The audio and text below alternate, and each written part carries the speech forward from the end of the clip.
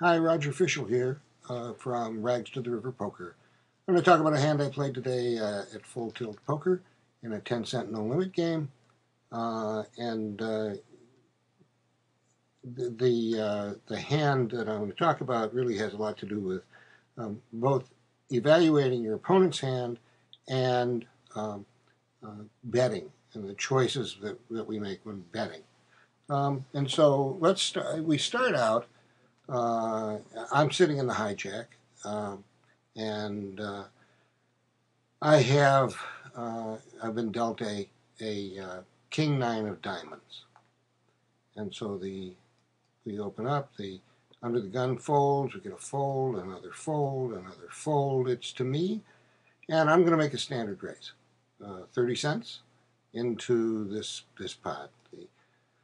The cutoff folds, so does the button, and Doc Snyder, who's in the small blind, makes a call. And Trisket, in the big blind, also calls. So we get a flop, and the flop is King Deuce 10, all clubs. I'm looking at a top pair and a reasonable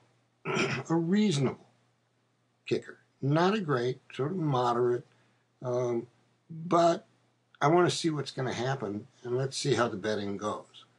What can I learn from the post-flop betting? I don't know anything from pre-flop. Well, we get a big bet. It's essentially a 6-bet. That knocks Trisket out.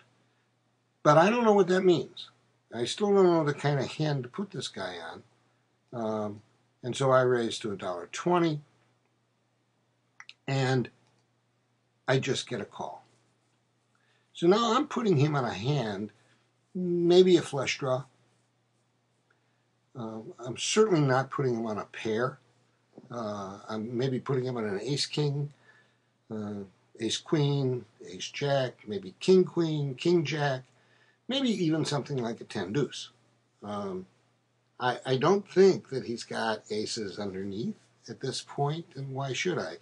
He only calls my raise. With the board out there, it's not all that scary. If you've got a draw, so I don't really put him on a draw here either, because I think he would have bet out that draw, but he didn't, and so I get my third king, so I've got trips. And we'll see what happens. Doc checks to me. I'm going to bet the pot again. I bet the pot. Well, not quite the pot. About 2/3 of the pot. And Doc simply calls. Okay, well, now where is he? He's checking and calling. So I don't put him on a big pair.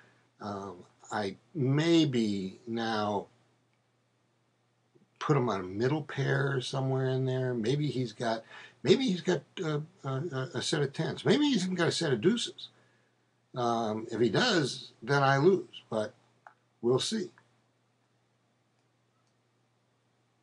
7 comes on the river. I think it's a blank. He checks, and I bet. This time, I bet about half the pot.